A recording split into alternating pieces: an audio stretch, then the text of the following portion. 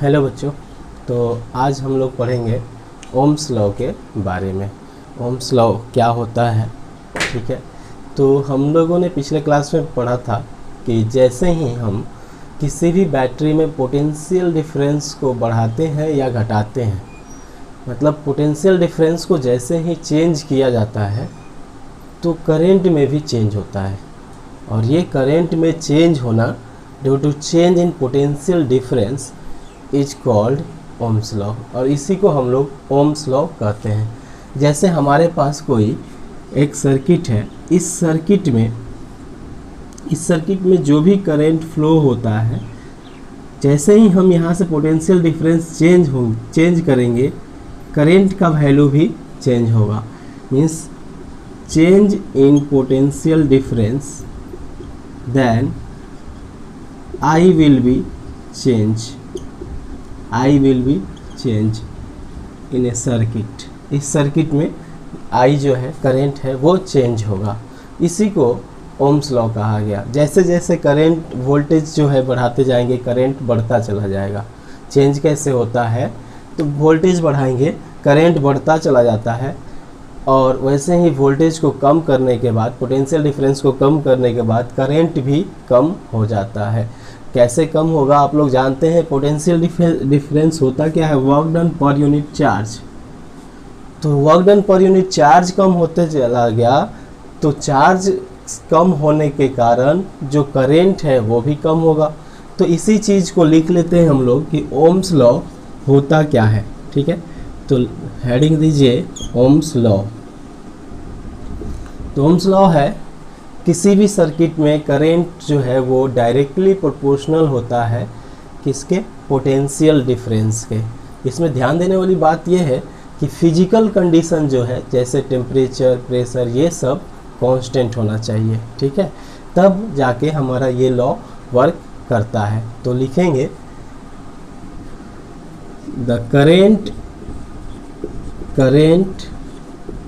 in a circuit is directly proportional to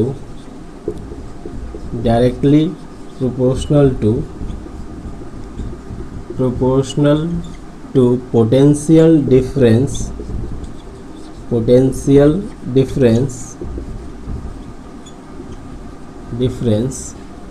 provided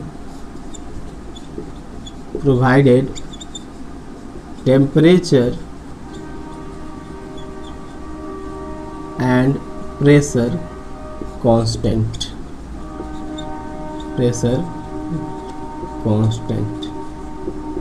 ये जो है ओम्स लॉ यही कहता है कि जब टेम्परेचर, प्रेशर, ये सब फिजिकल कंडीशन को कांस्टेंट कर देंगे तो वोल्टेज बढ़ाने से आपको करंट किसी भी सर्किट में बढ़ जाएगा। इसका मीनिंग क्या है, पोटेंशियल डिफरेंस जो है वो डायरेक्टली प्रोपोर्शनल है करंट का। ये डायरेक्टली प्रोपोर्शनल का साइन है। अब ये डायरेक्टली प्रोपोर्शनल का मतलब हुआ वोल्टेज बढ़ाने से करंट बढ़ता है। अब इस डायरेक्टली प्रोपोर्शनल के रिलेशन को हम चाहते हैं कि कुछ फार्मूला में कैलकुलेट कर लिया जाए, ताकि कभी भी वोल्टेज और आई का रिलेशन दिया रहे तो हम आसानी से निकाल सके कि कितना करंट बढ़ रहा है या घट रहा है।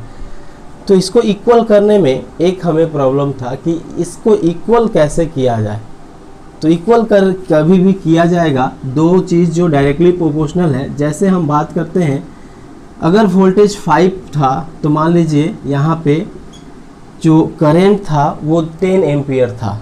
जैसे ही वोल्टेज को आपने बढ़ा दिया, 10 कर दिया, ये हो गया 20।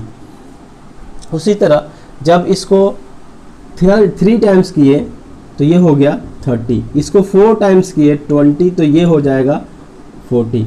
मतलब ये बढ़ाने से, मतलब वोल्टेज बढ़ाने से हम क्या देख रहे हैं, करंट भी बढ़ रहा है। लेकिन इसको इक्वल करना है, तो इक्वल करने के लिए हमें एक कोई ना कोई ऐसा कांस्टेंट लाना होगा जो इस सारे में मल्टीप्लाई हो सके, ताकि ये पूरा वैल्यू इक्वल हो सके। और आप आसानी से बता सकते हैं कि वो कांस्टेंट क्या होगा। वो कांस्टेंट हमारा क्या वैल्यू होगा जिससे हम मल्टीप्लाई करें या डिवाइड करें तो ये सबका वैल्यू आपको इक्वल दे। तो इक्वल देने के लिए आप लोग जानते हैं कि इसमें अगर हम एक कांस्टेंट वैल्यू 1/2 सब जगह रख दें, सब जगह 1/2 एक वैल्यू रख दिया गया, तो क्या हो जाएगा, ये दोनों साइड इक्वेशन इक्वल हो जाएगा। वैसे ही हम करते हैं वोल्टेज और करंट को बढ़ाने के लिए। यहाँ पे आप सब देख रहे हैं कि एक कांस्टेंट टर्म यहाँ पे सब में आ गया, तो इसको इक्वल करने के लिए एक कांस्टेंट दे दिया जाता है। तो उसी चीज़ को हम लोग यहाँ पे लिखेंगे कि कांस्टेंट कैसे देंगे कि इक्वल टर्म्स आ जाएगा, और वो कांस्टेंट है हमारा equal to R I. Here R equal to resistance. आज हम इसके बारे में ही पूरे डिटेल्स में पढ़ेंगे कि रेजिस्टेंस क्या होता है सर्किट में, और इस सर्किट का जो भी ये सर्किट है, इस सर्किट का हम लोग ग्राफिकल रिप्रेजेंटेशन देखेंगे कि पोटेंशियल डिफरेंस और करंट दिया रहे किसी सर्किट में, तो उस सर्किट में का जो ग्राफ होगा वो कैसा होगा। तो चलिए इसको आप लोग एक बार लिख लीजिए। जो हमारा ओम्स लॉ यहाँ से आया, V equal to R I. ये रेजिस्टेंस अगर आपको किसी सर्किट में पता करना है तो आपको क्या करना पड़ेगा, पोटेंशियल डिफरेंस उस सर्किट को कैसे रेजिस्टेंस पता करेंगे कि इस सर्किट का रेजिस्टेंस कितना है, तो उस सर्किट में आप पोटेंशियल डिफरेंस निकाल सकते हैं। पोटेंशियल डिफरेंस को निकाला जाएगा किससे, वोल्ट मीटर से। मान लीजिए इसका निकालना है तो हमने इसके पैरेलल में एक वोल्ट मीटर लगा दिया और यहाँ एक एमीटर लगा दिया।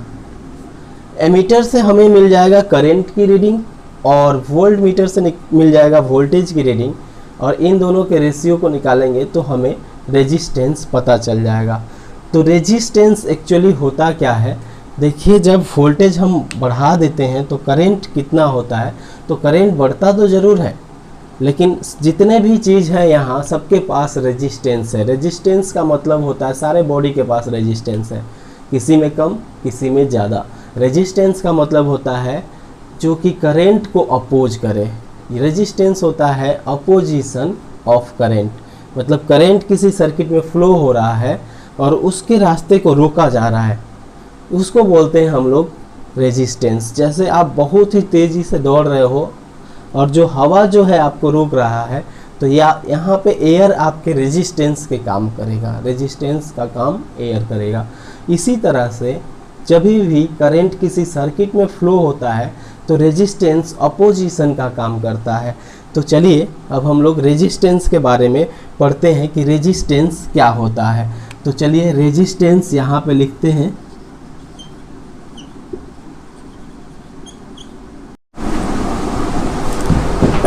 हाँ तो बच्चों हम लोग अब पढ़ेंगे कि रेजिस्टेंस क्या होता है, किसी भी सर्किट का रेजिस्टेंस क्या होता है और रेजिस्टेंस कैसे कैलकुलेट किया जाता है। तो रेजिस्टेंस जैसा हम बताएं कि कोई सर्किट में जो अपोजिशन होता है करंट का, मतलब जो करंट फ्लो हो रहा है उसका अपोजिशन होता है, उसी को हम लोग बोलते हैं रेजिस्टेंस। देखा जाए तो रेजिस्टेंस हर एक मटेरियल में के अंदर है, हर एक मटेरियल के अंदर, किसी के अंदर कम रेजिस्टेंस है, किसी के अंदर ज़्यादा रेजिस्टेंस है। तो चलिए बच्चों हम लोग सीखते हैं कि रेजिस्टेंस होता क्या है। तो रेजिस्टेंस को हम लोग लिखते हैं, resistance is the opposition of current.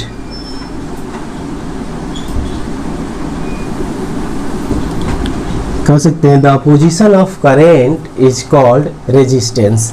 मतलब किसी वायर से, कोई एक वायर है, इसके अंदर से करंट जो है फ्लो हो रहा है और ये करंट को अपोज किया जा रहा है। क्यों किया जा रहा है? Due to collision with atoms. Collision with atoms, atoms के साथ कोलिजन के कारण इस वायर में एक रेजिस्टेंस पैदा हो रहा है। उस रेजिस्टेंस को, वो रेजिस्टेंस क्या करेगा? करंट को अपोज करेगा। तो करंट को अपोज करने का काम है रेजिस्टेंस का। अब इसका रिलेशन देखते हैं कि किस तरह से, किन किन फैक्टर्स पे ये डिपेंड करता है रेजिस्टेंस।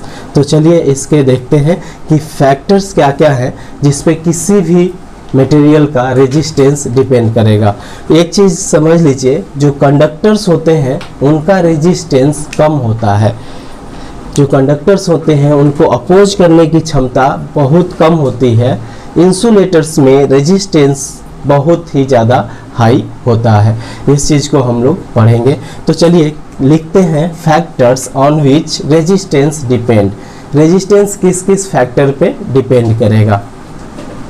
तो चलिए देखते हैं रेजिस्टेंस का, कि रेजिस्टेंस जो है वो किस किस फैक्टर्स पे डिपेंड करता है।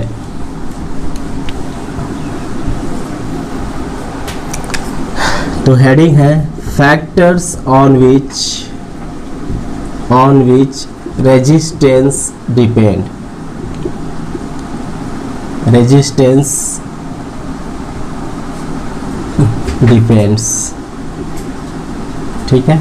इसमें दो फैक्टर्स हम लोग पढ़ेंगे, चार फैक्टर्स हैं, ठीक है। चार फैक्टर्स कौन कौन से हैं वो पहले बता देते हैं और फिर आपको यहाँ पे लिखेंगे। तो पहला फैक्टर है जिस पे रेजिस्टेंस डिपेंड करता है वो है length of the wire. Wire के लेंथ पे रेजिस्टेंस सबसे ज़्यादा डिपेंड करता है। मतलब रेजिस्टेंस क्या होगा जब वायर को बढ़ाएंगे तो या घटाएंगे तो देखिए रेजिस्टेंस के साथ कंडीशन लेंथ के साथ है एक फैक्टर। दूसरा फैक्टर है एरिया।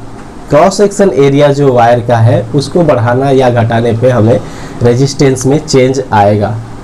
जो तीसरा है फैक्टर वो है टाइप ऑफ मटेरियल। जैसा हम बात किए कि हर मटेरियल का रेजिस्टेंस अलग होगा, तो जैसे ही हम मटेरियल चेंज करेंगे रेजिस्टेंस भी चेंज होगा। तो मटेरियल के टाइप पे भी डिपेंड करता है। और चौथा है टेम्परेचर। टेम्परेचर अगर बढ़ाते हैं तो रेजिस्टेंस बढ़ता है। क्यों बढ़ता है उसको अब हम लोग डिटेल्स में पढ़ेंगे। तो चलिए बने रहिए। चलिए हम लोग लिखते हैं। फर्स्ट जो है डिपेंड्स करता है length of the wire. Length of the wire, इसको हम लोग ऐसे समझते हैं कि एक वायर है उसका लेंथ ये है। जैसे आपको कहीं जाना है और आपके गली में जैसे ही गए उस गली में भीड़ था, फिर भी कैसे भी करके आपने वहाँ से आसानी से निकल गए। किसी तरह से करके आपने थोड़ा टाइम लगा वहाँ से निकले। उसी तरह जब आप उस गली से बाहर निकले तो आपने देखा कि बड़ी सी सड़क है उसमें भीड़ लगा हुआ है। मतलब आपने देखा कि एक वही सड़क उसी तरह का बड़ा सा सड़क है जिससे आपको जाना है, इसमें भी उसी तरह से भीड़ लगा हुआ है। अब इतना सारा भीड़ को पार करने में आपको बहुत प्रॉब्लम होगा। तो इसलिए कहा गया कि जब लेंथ को बढ़ा दिए तो अपोजिशन बढ़ गया। मीन्स जो अपोजिशन था पार्टिकल्स का यहाँ पे, उसके रिस्पेक्ट में यहाँ पे अपोजिशन बढ़ गया लेंथ को बढ़ाने से। तो ये भी क्या हुआ, एक रेजिस्टेंस हुआ। तो चलिए रेजिस्टेंस से रिलेटेड हम लोग देखते हैं कि लेंथ को बढ़ाने से रेजिस्टेंस क्या होता है, वो बढ़ जाता है। देखिए यहाँ तो कम पार्टिकल्स से कोलाइड होके अपोज करेगा, करंट जाएगा। तो अब यहाँ देखिए पार्टिकल्स बढ़ गए तो अपोजिशन भी तो बढ़ेगा। तो यहाँ पे अपोजिशन भी तो बढ़ेगा, अपोजिशन इंक्रीजेज, और अपोजिशन इंक्रीज होगा मतलब रेजिस्टेंस इंक्रीज होगा।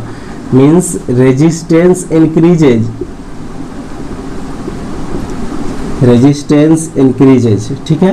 तो इसलिए हम लोग याद रखेंगे कि लेंथ जो है, और इसको मान लीजिए कुछ भी कर दिए, 2L कर दिए, 3L कर दिए, मतलब बड़ा किए। बड़ा करने का मतलब रेजिस्टेंस भी बढ़ाए। इसको लेंथ को बड़ा कर दिए तो रेजिस्टेंस भी बढ़ेगा। तो हम लोग लिखेंगे increasing the length of wire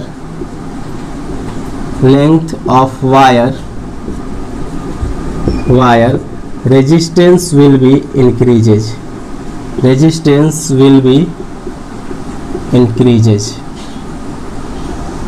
और कैसे इंक्रीज करता है, जितना हम लेंथ को इंक्रीज करेंगे उतना ही उसमें रेजिस्टेंस भी इंक्रीज होता है, और इस रिलेशन को डायरेक्टली प्रोपोर्शनल बोलते हैं। तो रेजिस्टेंस क्या होगा, is directly proportional to the length of the wire, मतलब जितना आपने वायर को लंबा किया उतना ही रेजिस्टेंस बढ़ता चला गया, क्योंकि पार्टिकल से कोलिजन जब जाएगा करंट तो बढ़ता चला जाएगा, तो करंट का अपोजिशन बढ़ जाएगा जब हम रेजिस्टेंस को बढ़ा देंगे। तो एक रिलेशन आपको ये याद रखना है। दूसरा है cross section area. Cross section area इसको हम समझाते हैं, आप इसको समझ लीजिए। क्रॉस सेक्शन एरिया, जैसे ये अगर इसको मान लें कि एक वायर इतना मोटा है तो इसका क्रॉस सेक्शन एरिया क्या होगा, ये इसका क्रॉस सेक्शन एरिया है जहाँ से ये जो है करंट इंटर कर रहा है। तो क्रॉस सेक्शन एरिया पे भी हमारा रेजिस्टेंस डिपेंड करता है। और ये कैसे डिपेंड करता है, तो आप देख सकते हैं इसी वायर का हमने क्या किया, एरिया बढ़ा करके एक मोटा वायर ले लिया। जब मोटा वायर ले लेंगे तो पार्टिकल्स उतने नहीं रहेंगे, सेपरेट हो जाएंगे और करंट आसानी से निकल जाएगा। मतलब एरिया बढ़ाने से क्या होगा, रेजिस्टेंस कम हो जाएगा। जैसे आप उसी तरह के जितने ही लोग उस गली में थे उस सारे लोगों को लेकर के चले गए एक हाईवे पे, और हाईवे पे क्या है, बड़ा स्पेस है, एरिया बड़ा है, तो उतना भीड़ अगर उस हाईवे पे है तो कोई उस भीड़ का फर्क नहीं पड़ेगा आप पे, आप आसानी से निकल जाओगे। मतलब रेजिस्टेंस कम हो गया, एरिया को बढ़ाने से रेजिस्टेंस कम हो गया। एक पतला पाइप है, उसमें आपने कुछ मिट्टी के कुछ जो है सैंड के दाने डाल दिए हैं और उसमें से पानी फ्लो करा रहे हैं, और वही सैंड के दाने दूसरे मोटे पाइप में फ्लो करा रहे हैं, मोटे वाले पाइप में पानी का फ्लो ज़्यादा होगा। तो एरिया बढ़ाने से, क्रॉस सेक्शन एरिया बढ़ाने से जो रेजिस्टेंस है वो क्या होता है, डिक्रीज कर जाता है। और एक क्वांटिटी को बढ़ाया जाए दूसरा क्वांटिटी डिक्रीज करे, ऐसे रिलेशन को हम लोग बोलते हैं इन्वर्सली प्रोपोर्शनल। तो चलिए लिखते हैं, increasing the area resistance will be decreases,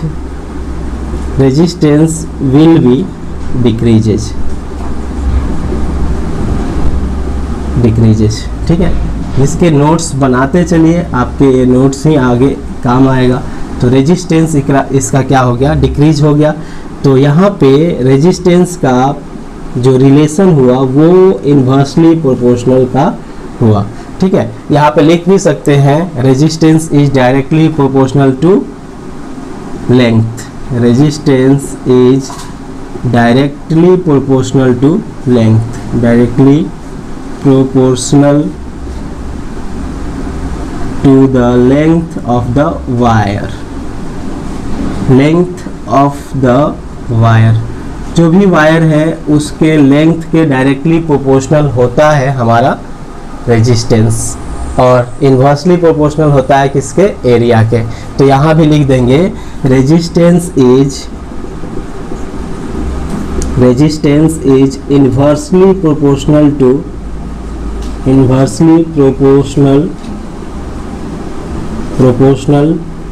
to the area of the wire,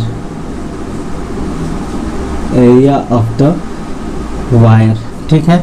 यहाँ से जो हमारे ये दो इक्वेशन हैं, इस दो इक्वेशन को आपको ध्यान में रखना है।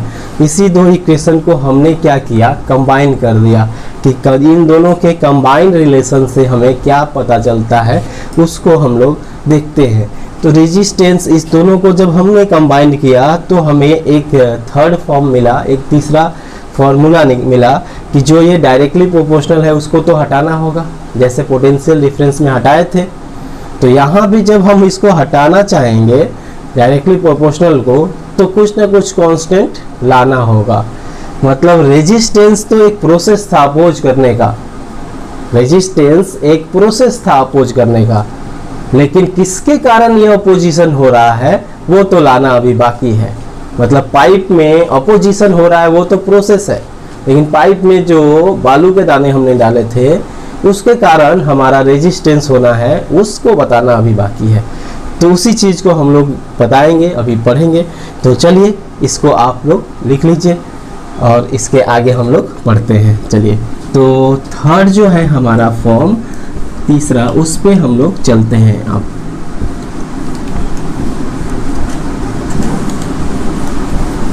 तो जो पीछे दो इक्वेशंस आए थे हमारे पास, क्या इक्वेशन आया था, resistance is directly proportional to length और resistance is inversely proportional to area. इन दोनों इक्वेशन को हमने कंबाइन कर दिया। कंबाइनिंग टू इक्वेशंस, इस दोनों इक्वेशंस को कंबाइन करने पे हमें एक रिलेशन मिला, R is directly proportional to L upon A। Again वही कंडीशन, ये डायरेक्टली प्रोपोर्शनल है तो इसको हटाना पड़ेगा। जैसे L अपॉन A का रेशियो हम लोग मान लेते हैं, रेजिस्टेंस 10 था, L अपॉन A का रेशियो 5 था। इसको 20 करने पे ये 10 हो जा रहा है, तो इस दोनों में अगर इक्वल करना है तो एक कांस्टेंट से मल्टीप्लाई करना होगा, एक कांस्टेंट से मल्टीप्लाई करना होगा। मतलब इसको हटाना है प्रोपोर्शनलिटी को, तो इसके जगह पे एक कांस्टेंट और आएगा और उस कांस्टेंट को हम लोग बोलते हैं स्पेसिफिक रेजिस्टिविटी। याद रखिएगा, स्पेसिफिक रेजिस्टिविटी, ठीक है। तो या फिर आप कह सकते हैं रेजिस्टिविटी, ठीक है। तो रेजिस्टिविटी क्या होता है, वो क्या होता है, हमारे वायर का प्रॉपर्टी होता है, उसको हम लोग अभी पढ़ेंगे। तो चलिए, यहाँ पे हमने R का वैल्यू यहाँ पे हटाया तो एक ये रो आ जाएगा L अपॉन A, इसको हम लोग बोलते हैं रो। आप लोगों को याद होगा जो हम लोग पढ़े थे पिछले चैप्टर में, पिछले क्लास में, डेंसिटी का ये साइन पढ़ते थे।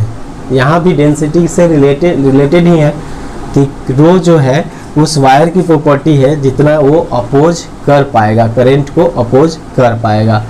तो यहाँ से रेजिस्टेंस का SI यूनिट लिख लीजिए, SI unit of resistance is ohm. Symbol है इसका, ये सिंबल है किसका, रेजिस्टेंस का सिंबल है, जो इसका रेजिस्टेंस के SI यूनिट का सिंबल है। एक चीज़ और ध्यान देने वाली बात है यहाँ पे कि रेजिस्टेंस का जो SI यूनिट है वो क्या है, ओम। अब इसी को हम लोग अगर इसका निकाला जाए कि 1 ओम रेजिस्टेंस किसको बोलेंगे, यहाँ से थोड़ा सा आप लोग देखिए, 1 ओम रेजिस्टेंस किसको कहा जाएगा सर्किट में। तो 1 ओम रेजिस्टेंस हम सर्किट में किसको कहेंगे, वो डिफाइन होगा कैसे, देखिए। जो हमारा फॉर्मूला आया था ओम्स लॉ से, R equal to V upon I से, जब पोटेंशियल डिफरेंस और करेंट जो है इक्वल हो जाए, पोटेंशियल डिफरेंस और करेंट इक्वल हो जाए, तो उस सर्किट में जो रेजिस्टेंस है वो क्या होगा, 1 ओम। वो इक्वल यानी कि जैसे ही पोटेंशियल डिफरेंस 1 वोल्ट हो और करंट 1 एम्पियर फ्लो हो रहा हो किसी भी सर्किट में, तो रेजिस्टेंस क्या होगा, 1 ओम, ठीक है। तो लिख सकते हैं when potential difference is 1 volt, and current is 1 ampere, then the resistance of circuit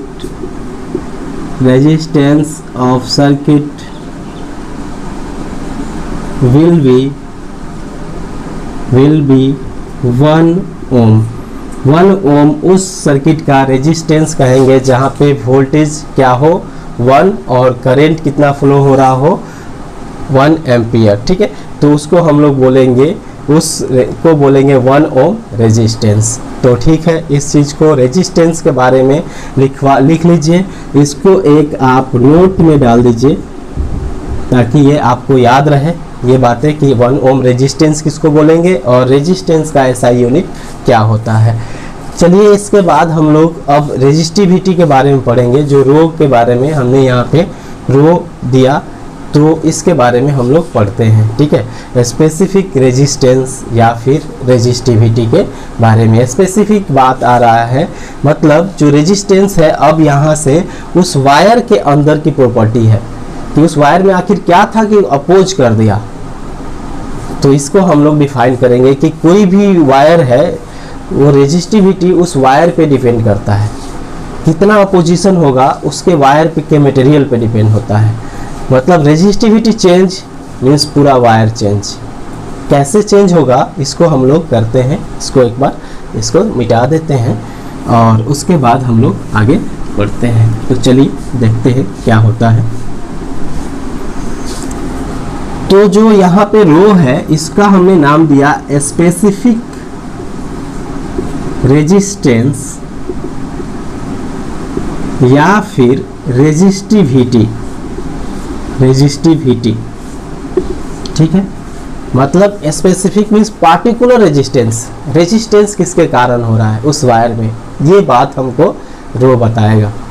तो रो को कैसे डिफाइन कर सकते हैं, देखिए जब लेंथ और एरिया को 1 1 कर दीजिए तो रो इक्वल टू क्या हो जाएगा आर।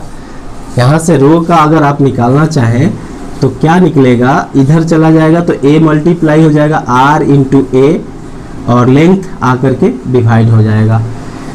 अगर हम एरिया 1 मीटर स्क्वायर कर दें, when area equal to 1 metre square and length equal to 1 metre, तो रो का वैल्यू क्या हो जाएगा r इंटू 1/1 मीन्स रो क्या हो जाएगा रेजिस्टेंस के बराबर।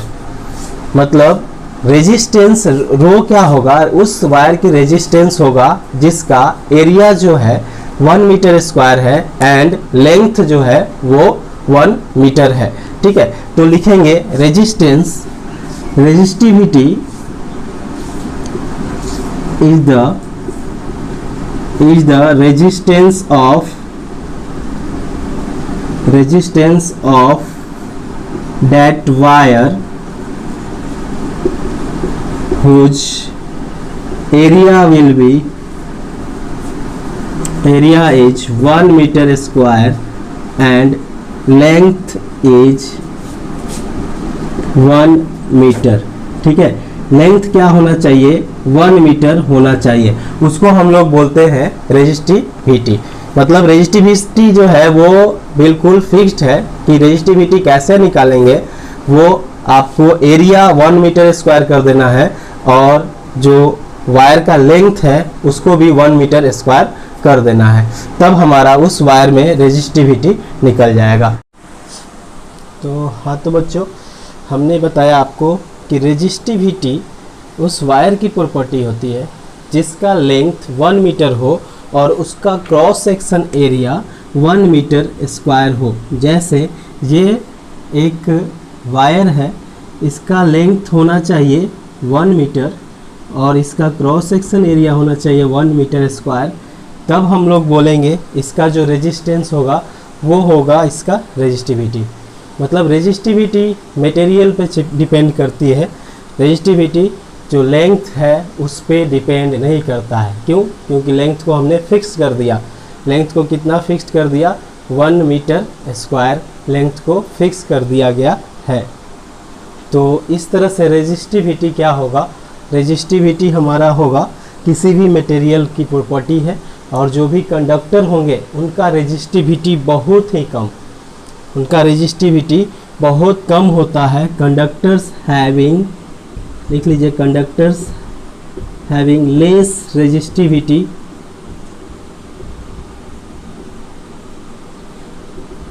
while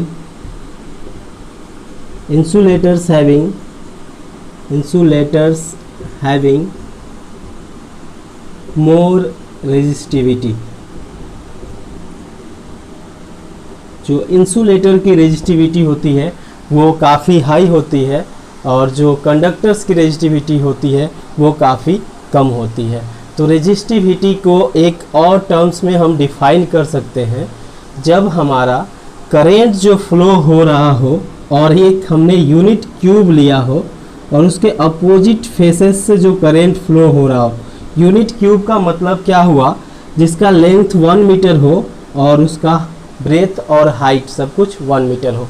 अगर ऐसा क्यूब है और यहाँ से करंट जो दोनों अपोजिट फेसेस के बीच का जो रेजिस्टेंस है वो होता है रेजिस्टिविटी। तो ऐसे भी इसको डिफाइन किया जा सकता है। कैसे डिफाइन कर सकते हैं, देखिए यहाँ पे लिख रहे हैं, डिफाइन करके आपको बताते हैं।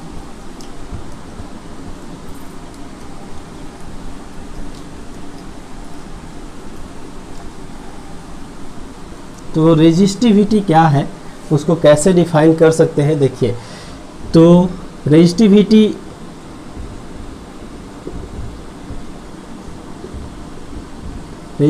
को और हम कैसे डिफाइन कर सकते हैं कि एक क्यूब है, यूनिट क्यूब है, उसके अपोजिट फेसेस के बीच में जो रेजिस्टेंस होगा वही होगा रेजिस्टिविटी उस क्यूब का, उस वायर का। तो लिख सकते हैं resistance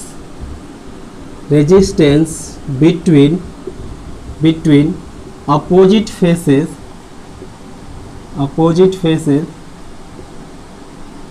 of a unit cube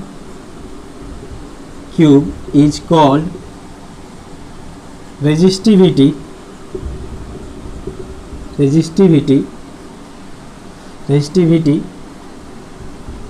of that wire। उस वायर की रेजिस्टिविटी क्या होगी, जो यूनिट क्यूब क्या हुआ, 1 मीटर लेंथ, 1 मीटर ब्रेथ और 1 मीटर हाइट। तो इसके जो दोनों अपोजिट फेसेस हैं उसके बीच में जो रेजिस्टेंस होगा वही रेजिस्टिविटी होगा। तो चलिए रेजिस्टिविटी को डिफाइन करने के बाद इसी से मिलता जुलता एक टर्म है जो उसको हम लोग पढ़ लेते हैं। रेजिस्टेंस को हमने डिफाइन किया था, रेजिस्टिविटी का अब यूनिट देख लेते हैं कि क्या होता है। तो देखिए रेजिस्टिविटी का अभी हम लोगों ने पढ़ा कि रेजिस्टिविटी क्या हो जाएगा, RA/L। इसको अगर हम इसकी यूनिट निकालना चाहें तो रेजिस्टेंस का यूनिट हमें पता है क्या होता है, SI यूनिट ऑफ रेजिस्टिविटी। इसका यूनिट होता है ओम और एरिया का metre square divided by length का मीटर स्क्वायर। मीटर से मीटर कैंसिल हो जाएगा तो क्या हो जाएगा, ओम मीटर। क्या लिखेंगे, ohm metre is the SI unit of resistivity, और इसको ऐसे हम लोग सिंबल में लिखेंगे ओम मीटर। तो रेजिस्टिविटी का SI यूनिट हो गया ओम मीटर। ये उस वायर की कैरेक्टरिस्टिक्स है जिसके थ्रू हमारा करंट फ्लो कर रहा होता है, ठीक है। अब हम लोग देखते हैं रेजिस्टेंस से ही एक इसी के टर्म जैसा एक टर्म है जिसको हम लोग बोलते हैं कंडक्टेंस। और कंडक्टेंस जो है क्या होगा, जैसे रेजिस्टेंस क्या होता था, ऑपोजिशन ऑफ करंट, लेकिन कंडक्ट करना, करंट का जो कंडक्शन होगा that is conductance of that current. तो कंडक्टेंस क्या होगा कि करंट कितना कंडक्ट हो पा रहा है उस वायर में, that is the conductance of that wire. तो कंडक्टेंस लिख लीजिए, कंडक्टेंस क्या होता है, कंडक्टेंस हम लोग लिखेंगे द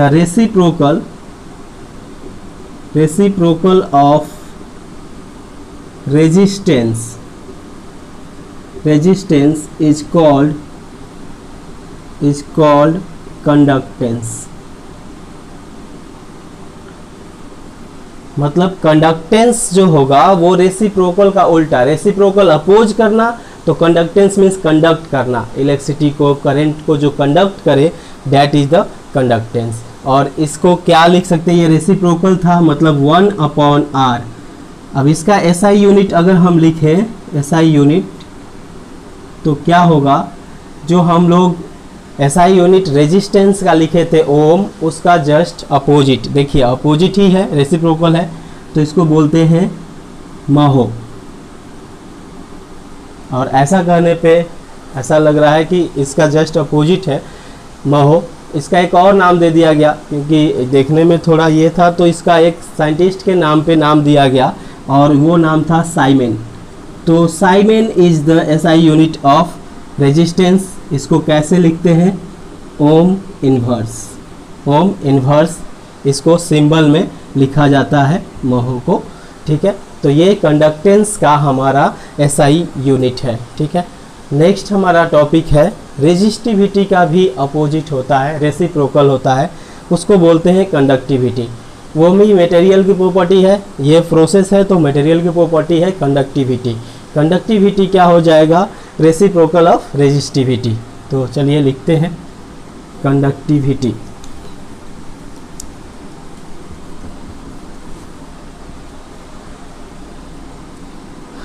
कंडक्टिविटी क्या होता है, कंडक्टिविटी इसको लिखा जाता है सिग्मा से, ये जो साइन है दैट इज द सिग्मा। तो कंडक्टिविटी क्या होता है, कंडक्टिविटी होता है रेसिप्रोकल ऑफ रेजिस्टिविटी। रेजिस्टिविटी क्या होता था, रेजिस्टेंस होता था 1 मीटर स्क्वायर में कितना रेजिस्टेंस हो रहा है, उसी तरह 1 मीटर स्क्वायर में कितना कंडक्ट हो रहा है current, that is the conductivity. तो conductivity is the, it is the reciprocal of resistivity. Resistivity का जो भी रेसिप्रोकल होगा उसको हम लोग कहेंगे कंडक्टिविटी। और कंडक्टिविटी को का ऐसा यूनिट हम लोग लिख सकते हैं, सिग्मा इक्वल टू होता है 1/ρ, ये इसका फॉर्मूला हुआ सिग्मा कंडक्टिविटी, रो ये है रेजिस्टिविटी।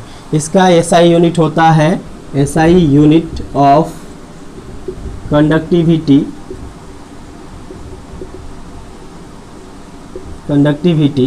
इज, अब देखिए ये ओम मीटर ऊपर चला जाएगा तो ohm inverse metre inverse, this is the SI unit of conductivity. तो कंडक्टिविटी का ऐसा यूनिट या कंडक्टिविटी अगर आपको एग्जाम में पूछा जाए तो आप बता सकते हो इजीली। चलिए अब हम लोग जो नेक्स्ट फैक्टर पढ़ते हैं, किसका फैक्टर्स जिस पे रेजिस्टेंस डिपेंड करता है। 2 फैक्टर्स हमने पढ़ा, एक था लेंथ, दूसरा था एरिया। अब चलते हैं तीसरे फैक्टर की तरफ, और तीसरा फैक्टर है टाइप ऑफ मटेरियल। और चलिए, तो टाइप ऑफ मटेरियल पे भी डिपेंड करता है रेजिस्टेंस, जो है हमारा डिपेंड करता है टाइप्स ऑफ मटेरियल पे। थर्ड जो है हम लोग लिखेंगे टाइप्स ऑफ मटेरियल, कैसा मटेरियल है इस पे भी डिपेंड करेगा। मतलब कंडक्टर्स हैं तो रेजिस्टेंस कम होगा, इंसुलेटर्स हैं तो रेजिस्टेंस उसका ज़्यादा होगा। तो ये हम लोग लिख लेंगे conductors having low resistance. Conductors जो है जिन उनका रेजिस्टेंस लो होता है, और जो भी अच्छा कंडक्टर होगा उसका रेजिस्टेंस बहुत ही ज़्यादा कम होगा। मीन्स रेजिस्टेंस जो कंडक्टर, एक good conductor having very low resistance. Ideal conductor किसको बोलेंगे, जिसका रेजिस्टेंस ही 0 हो जाए, that is the ideal conductor यानी सुपर कंडक्टर। और इंसुलेटर्स क्या है, insulators having high resistance. Insulator के पास काफ़ी हाई रेजिस्टेंस होगा। ठीक है, अब चौथा टर्म हम लोग पढ़ते हैं। चौथा जो टर्म है हमारा टेम्परेचर। टेम्परेचर से रिलेटेड हमने आपको बताया था स्टार्टिंग में कि जैसे ही हम टेम्परेचर बढ़ा देंगे किसी भी वायर का, तो क्या होगा, उस वायर के अंदर जो एटम्स हैं उनका जो मोशन है, थर्मल वेलोसिटी, वो बढ़ जाएगा। और थर्मल वेलोसिटी से वो जल्दी जल्दी इधर उधर मूव करने लगेंगे। जब वो जल्दी जल्दी मूव करेंगे तो करंट फ्लो होगा, तो उससे कोलिजन बढ़ जाएगा, और कोलिजन बढ़ेगा तो क्या होगा, रेजिस्टेंस भी इंक्रीज हो जाएगा। तो टेम्परेचर बढ़ाने से thermal velocity of molecules increases, then resistance of the wire also increases। Resistance जो होता है वायर का वो भी इंक्रीज हो जाता है टेम्परेचर बढ़ाने से। कैसे, देखिए, टेम्परेचर जैसे ही इस वायर का हम बढ़ाएंगे तो इसके जो मोलिक्यूल्स है वो काफ़ी मूव करने लगेंगे अलग अलग डायरेक्शंस में। जब करंट फ्लो होगा तो उसका कोलिजन बढ़ जाएगा। तो लिखेंगे due to increase in temperature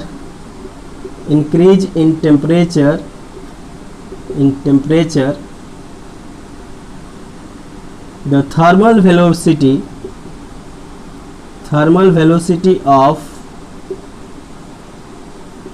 velocity of molecules or atoms increases and collision with current also increases with current. सो लिखिए यहाँ पे, सो collision with current also increases. अब इसके बाद से इसका रिजल्ट क्या होगा, कोलिजन इंक्रीज हो जाएगा तो रेजिस्टेंस उस वायर का क्या होगा, वो काफ़ी ज़्यादा इंक्रीज हो जाएगा. तो लिखेंगे hence the resistance of wire increases. Means जैसे ही हम इंक्रीज करेंगे टेम्परेचर को, तो टेम्परेचर को इंक्रीज करने से रेजिस्टेंस इंक्रीज होता है. ये बात आपको याद रखना है. मतलब ये चीज़ें था जिस पे हमारा रेजिस्टेंस डिपेंड करता है. अब हम लोग पढ़ेंगे कि आखिर ऐसा कुछ ग्राफ के बारे में जिस पे रेजिस्टेंस और पोटेंशियल डिफरेंस और करेंट डिपेंड करता हो, और उस तरह से क्वेश्चंस पूछे जाते हैं एग्ज़ाम में. तो इसीलिए हम लोग उसको देख लेते हैं, उस ग्राफ को.